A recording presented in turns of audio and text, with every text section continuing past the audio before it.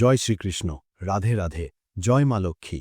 নমস্কার বন্ধুরা, আপনাদের সকলকে মাঘ মাসের পবিত্র কৃষ্ণপক্ষের একাদশী তিথি অর্থাৎ ষটতিলা একাদশী উপলক্ষে অসংখ্য শুভেচ্ছা ও অভিনন্দন।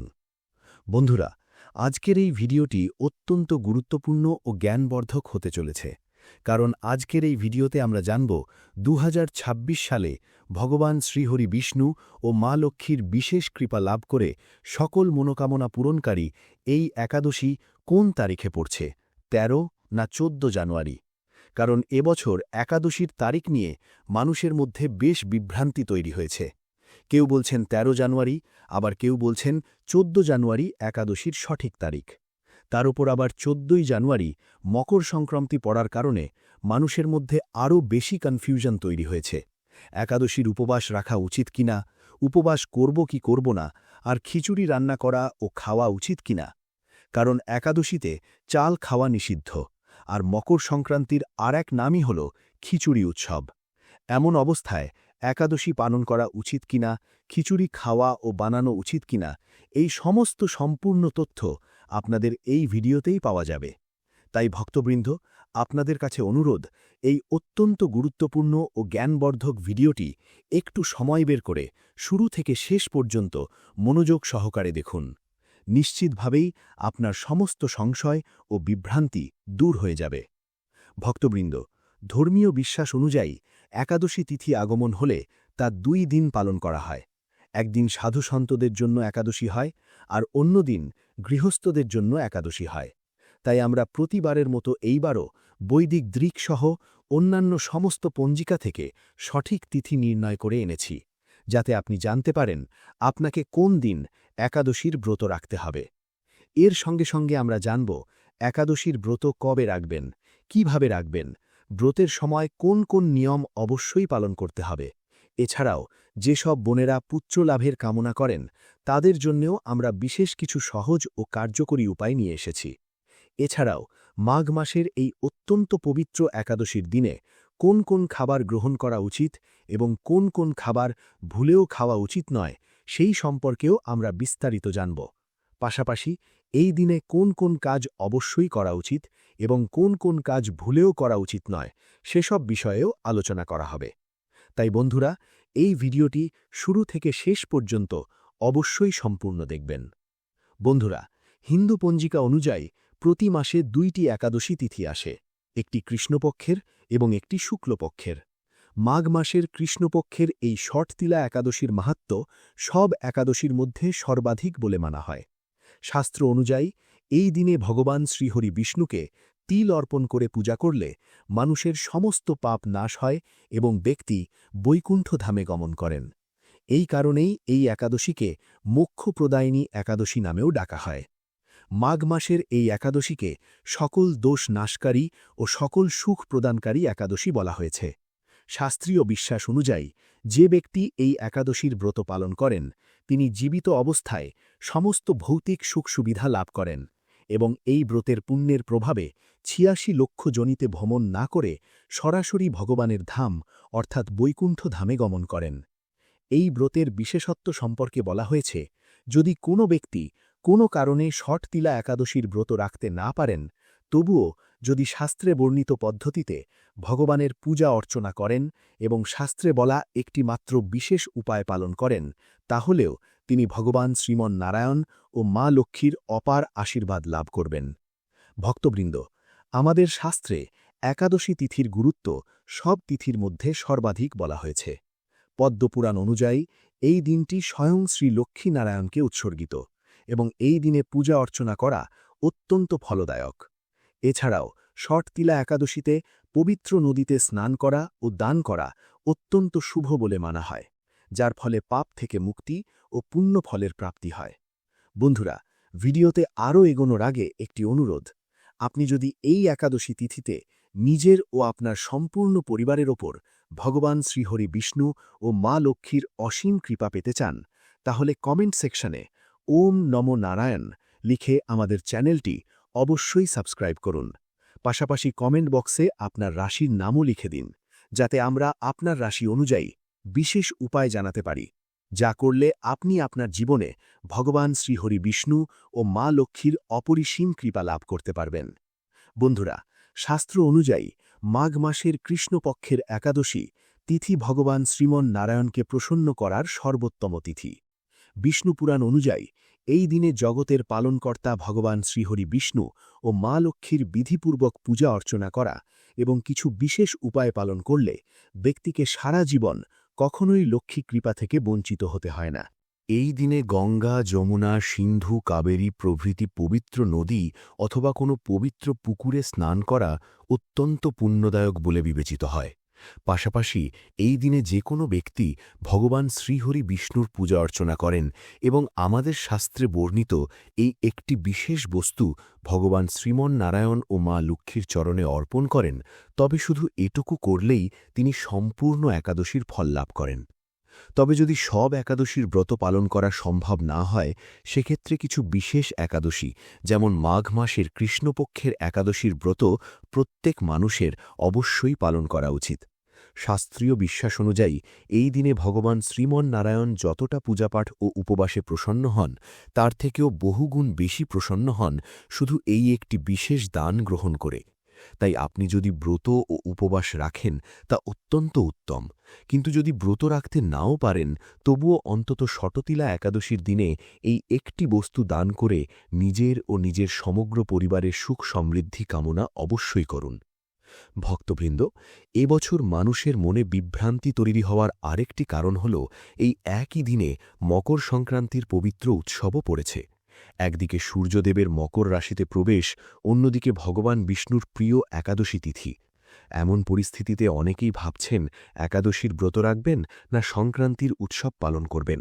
শাস্ত্রের স্পষ্ট মত হল, যখন একাদশী ও মকর সংক্রান্তির সংযোগ ঘটে তখন একাদশীর ব্রতই প্রধান বলে গণ্য হয়, কারণ একাদশী তিথি ভগবান শ্রীহরি বিষ্ণুকে উৎসর্গিত আর সংক্রান্তি সূর্যদেবের উৎসব।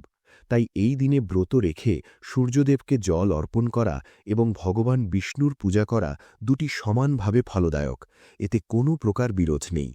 বৈদিক পঞ্জিকা অনুযায়ী শততিলা একাদশীর তিথির সূচনা হবে ১৩ই জানুয়ারি ২০২৬ দুপুর ৩:১৭ এবং এর সমাপ্তি হবে ১৪ই জানুয়ারি ২০২৬ সন্ধ্যা ৫:৪২। হিন্দু ধর্মে উদয় তিথিকেই প্রধান মানা হয়।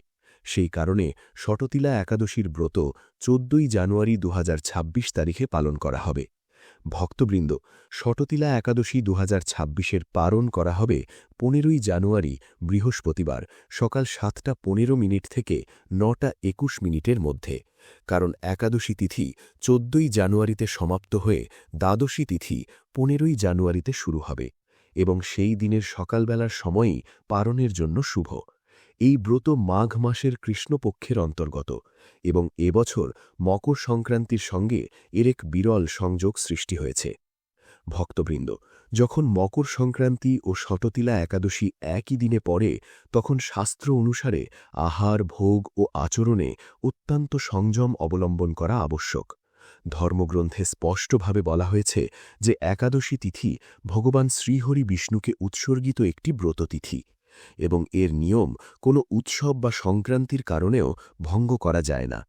পদ্মপুরাণ, স্কন্দপুরাণ ও ব্রহ্মবৈবর্ত পুরাণে একাদশীর দিনে চাল ভক্ষণকে মহাপাপ বলা হয়েছে এবং এমনকি এই তিথিতে চাল স্পর্শ করাও নিষিদ্ধ বলা হয়েছে।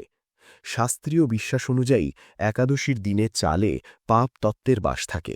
সেই কারণে খিচুড়ি, ভাত বা চাল দিয়ে তৈরি কোনো খাদ্যই এই দিনে গ্রহণ করা হয় না, যদিও সেই দিন সূর্য উত্তরায়ণ হয়ে মকর সংক্রান্তির মহাপুণ্যকাল সৃষ্টি করে।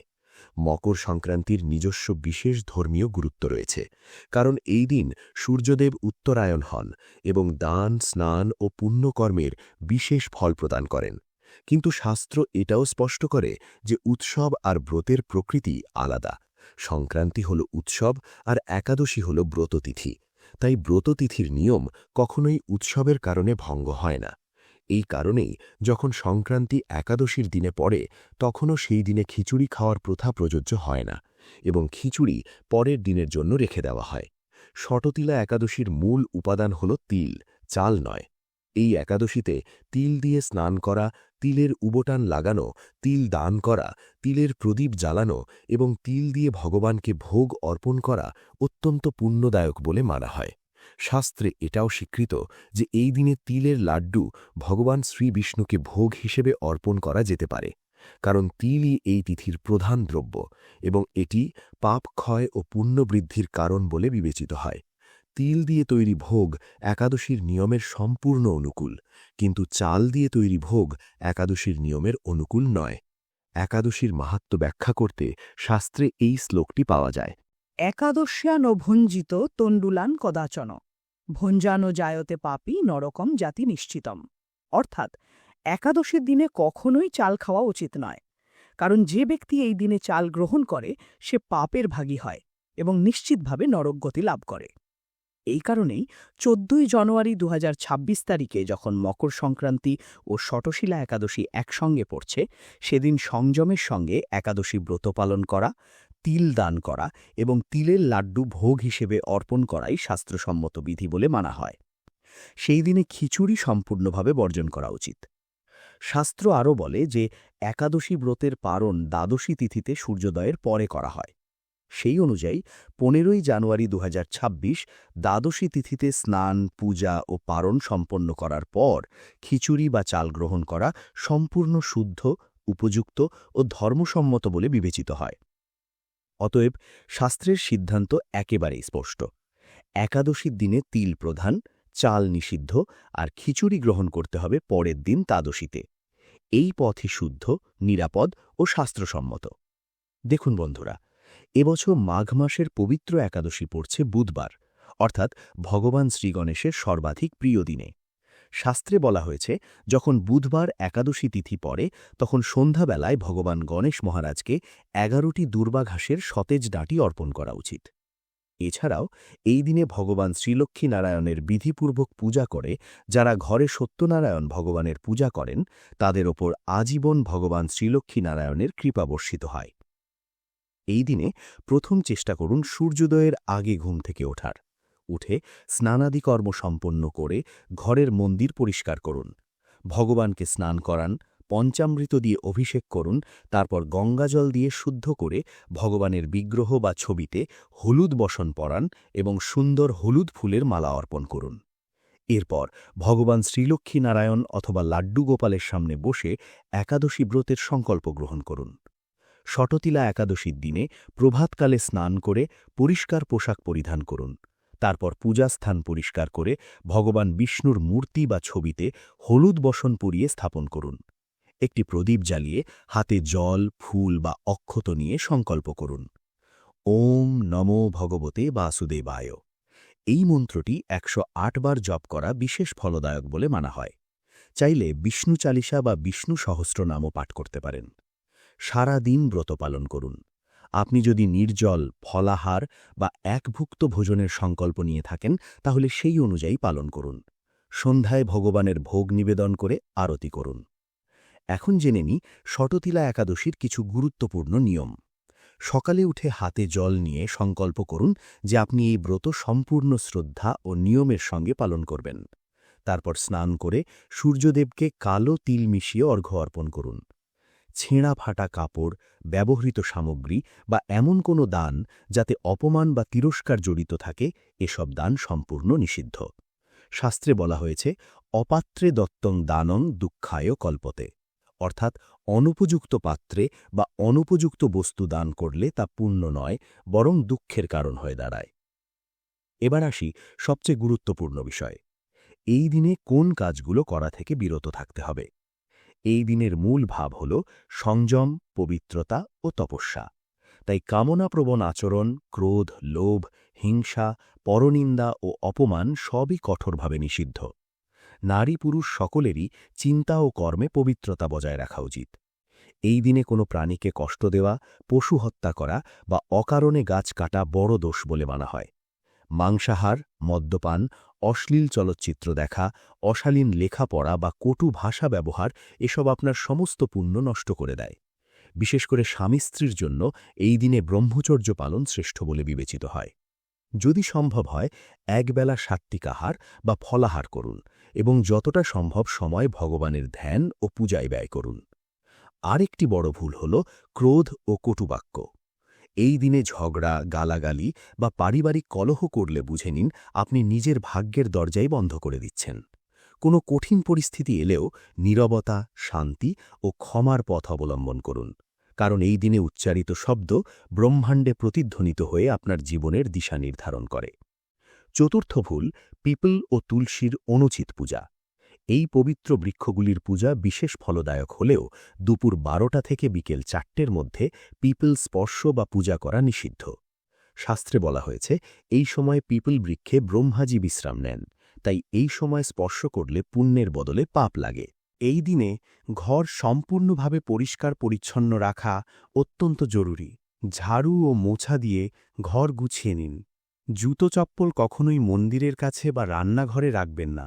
যদি ঘর অপরিষ্কার থাকে, কাপড়চোপড় এলোমেলো পড়ে থাকে, তাহলে দেবী লক্ষ্মীর আগমন বাধাপ্রাপ্ত হয়। পরিষ্কার, পরিপাটি ও সুগন্ধময় স্থানেই ঈশ্বরীয় শক্তির বাস হয়। এই দিনে বিশেষভাবে বয়োজ্যেষ্ঠ ব্যক্তি, ব্রাহ্মণ, সাধু-সন্ত, গোমাতা ও শিশুদের সেবা করা উচিত।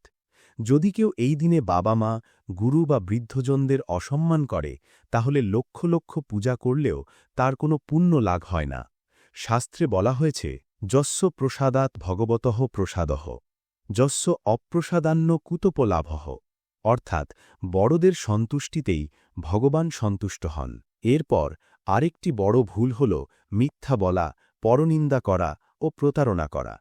ষট তিলা একাদশীর দিনে মন, বাক্য ও কর্ম তিনটিই পবিত্র রাখা অত্যাবশ্যক।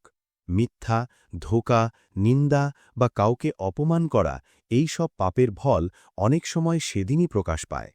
কেউ যদি বাহ্যিকভাবে পূজা করে কিন্তু অন্তরে ছলনা ও ভণ্ডামিতে ভরা থাকে, তাহলে ভগবান শ্রীহরি সেই পূজা গ্রহণ করেন না। এই নিয়মগুলি পালন করলে জীবনের চলমান সমস্যা ও কষ্ট থেকে নিশ্চিতভাবেই মুক্তি পাওয়া যায় এবং মানুষ সাফল্যের পথে অগ্রসর হয়। রাত্রিবেলায় ভগবান বিষ্ণুর ধ্যান করতে করতে জাগরণ করুন। ভজন, কীর্তন ও মন্ত্রজপের মাধ্যমে এই রাত্রি ভগবানের উদ্দেশ্যে উৎসর্গ করুন। পরদিন অর্থাৎ দ্বাদশী তিথিতে ভোরবেলা স্নান করুন, তুলসীতে জল অর্পণ করুন এবং ভগবানকে ভোগ নিবেদন করুন। এরপর কোনো ব্রাহ্মণ বা দরিদ্র মানুষকে অন্নদান ও সামর্থ্য অনুযায়ী দান করুন। তারপর নিজে পারণ করুন, অর্থাৎ ব্রত সমাপ্ত করে হালকা সাত্ত্বিক আহার গ্রহণ করুন। এই দিনে ঘরে কোনো প্রকার তামসিক আহার, যেমন রসুন পেঁয়াজযুক্ত খাবার, না রান্না করবেন না খাবেন। পাশাপাশি মনে রাখবেন, একাদশীর দিনে শুধু উপবাস ও পূজাই নয়, পিতৃদের প্রতি কৃতজ্ঞতা প্রকাশ করাও অত্যন্ত গুরুত্বপূর্ণ। সন্ধ্যার গধূলি বেলায় যখন সূর্য অস্ত যেতে থাকে, তখন একটি প্রদীপ জ্বালিয়ে পিতৃদের স্মরণ করুন। কোনো পিপল গাছের নিচে বা বাড়ির আঙিনায় প্রদীপ রেখে এই প্রার্থনা করুন, হে পিতৃগণ, পূর্বজন্ম বা এই জন্মে আমার দ্বারা যদি কোনো ভুল হয়ে থাকে, তবে দয়া করে ক্ষমা করুন এবং আশীর্বাদ করুন যেন আমি ও আমার সমগ্র পরিবার সদা উন্নতির শিখরে পৌঁছতে পারি। আপনি যদি নদী, সরোবর বা কুণ্ডের কাছে থাকেন, তাহলে সেখানে স্নান করে সূর্যদেবকে অর্ঘ্য অর্পণ করুন। যদি সময়ের অভাব থাকে বা নদীতে যাওয়া সম্ভব না হয়, তবে বাড়িতে স্নানের সময় জলে কয়েক ফোঁটা গঙ্গা জল মিশিয়ে নিন। এতেও গঙ্গা স্নানের সমান পুণ্য লাভ হয়। এই দিনে উপবাস রাখলে তার পুণ্য হাজার হাজার বছরের তপস্যার সমান বলে মানা হয়। এই একাদশী স্বর্গলাভের দ্বার খুলে দেয় এবং জীবনের সমস্ত বাধা দূর করে। ভক্তবৃন্দ, সনাতন ধর্মের ষট তিলা একাদশীকে সর্বকল্যাণকারী ও সর্বপাপনাশিনী বলা হয়েছে। এটি এমন এক পবিত্র দিন, যেদিন অসংখ্য ভক্ত পবিত্র নদীর তীরে সমবেত হন, স্নান করেন, দান করেন এবং পিতৃতর্পণ, পিণ্ডদান ও শ্রাদ্ধকর্ম সম্পন্ন করেন। এই দিনে প্রয়াগরাজের সঙ্গম, হরিদ্বারের গঙ্গা, উজ্জয়িনীর ক্ষিপ্রা, নাসিকের গোদাবরী অথবা যে কোনো পবিত্র নদীতে স্নান ও দান অত্যন্ত ফলদায়ক বলে শাস্ত্রে বলা হয়েছে। শাস্ত্র অনুযায়ী এই দিনে ভগবান বিষ্ণু তার প্রতিটি ভক্তের ওপর বিশেষ কৃপা বর্ষণ করেন, যদি তারা সত্য হৃদয় থেকে ব্রত ও পূজা করেন। এই পবিত্র দিনের সন্ধ্যায় পিতৃদের উদ্দেশ্যে প্রদীপ জ্বালানো একটি গুরুত্বপূর্ণ প্রথা, যা পিতৃদের আত্মার শান্তির জন্য করা হয়। তাই আসুন ভক্তবৃন্দ, এবার আমরা ভিডিওতে আরও এগিয়ে যাই এবং আপনাদের একে একে সমস্ত তথ্য বিস্তারিতভাবে জানাই। অনুগ্রহ করে ভিডিওটি অসম্পূর্ণ রেখে যাবেন না। অনেকেই শুধু অংশবিশেষ দেখেন, পরে বলেন ফল পাননি। মনে রাখবেন, অর্ধেক শ্রদ্ধা ও অসম্পূর্ণ সমর্পণ কখনো পূর্ণ ফল দেয় না। তাই এই ভিডিওটি শেষ পর্যন্ত মনোযোগ দিয়ে দেখুন, যাতে আপনি এই একাদশীর সম্পূর্ণ কৃপালাভের যোগ্য হতে পারেন। আর হ্যাঁ, যদি আপনি আমাদের চ্যানেলে নতুন হয়ে থাকেন, তাহলে এক্ষুনি আমাদের চ্যানেল কৃষ্ণ কথা সাবস্ক্রাইব করুন এবং এই ভিডিওতে একটি লাইক দিতে ভুলবেন না। 2026 সালে মাঘ মাসের কৃষ্ণপক্ষের একাদশী তিথিতে যদি শুভ মুহূর্ত অনুযায়ী কাজ করা হয়, তবে কাজ সফল হওয়ার সম্ভাবনা বহুগুণ বেড়ে যায়। এই দিনে সর্বোত্তম মুহূর্ত অর্থাৎ অভিজিৎ মুহূর্ত ভোর 4:30 থেকে প্রায় সারাদিনই অত্যন্ত শুভ বলে গণ্য করা হয়েছে।